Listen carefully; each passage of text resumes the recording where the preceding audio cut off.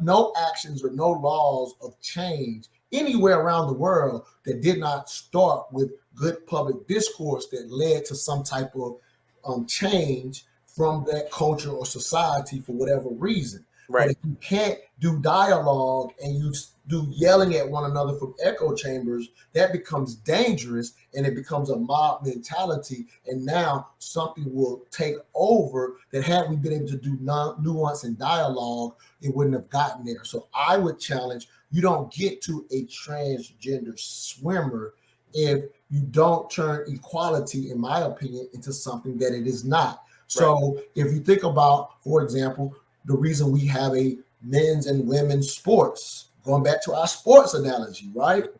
That difference outside of co-ed stuff that you might do at the college level, and that's kind of just for fun, even though it's a competition, right? But when you start taking down records and paying money to go see people and things of that nature, they split the genders. Why? For fairness. Fairness is a good word that applies to equality, right? Mm-hmm. Okay. And so, but when you take equality and start applying it to, for example, a transgender who's saying, well, I want to be recognized as a woman, which I have no problem with, right? I have no problem with that they self-identify as a woman or vice versa. A woman wants to identify with a man. I can have the dialogue because I have no problem with a transgender, man or woman, whatever. Like I have no personal problem, but should be able to easily have a dialogue about the unfairness of you entering the woman's sports. Right. It's an easy dialogue if public discourse is easily had. But if you have lack of public discourse, you have lack of emotional intelligence, then one side can yell down everyone else.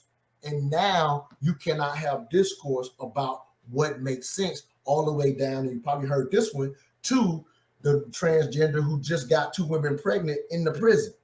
Right. For the life of me, being a legal studies major, I'm not a lawyer, but I spent a couple of years in college studying strictly law or whatever. So for the life of me, I have no way in my mind that I can understand how a legal decision, but again, our laws can be wrong or right based on the lack of public discourse or the good, that's how you get the overturning of, Topeka versus the Board of Education or, all these things, because good discourse can also lead to good policy, right? But I can't think for the life of me. I didn't go look at this case because sometimes I'll go look them up, whatever's public. I didn't choose to look this one up, but for the life of me, I can't understand how, even if they decide we're going to put a transgender in a woman's prison, just from a common sense, without looking at the case, I would like to have enough nuance to say, okay, if we're going to do it, let them at least have had the change, like have went through the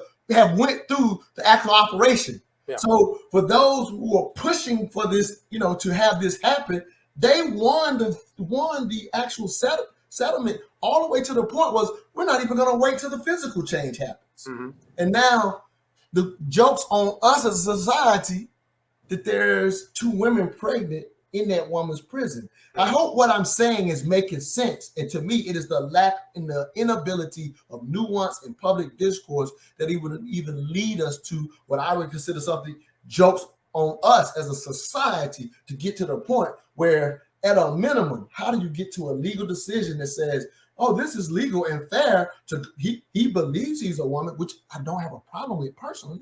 Mm-hmm. But we're going to go ahead and do it before the actual sex change. Right. Yeah.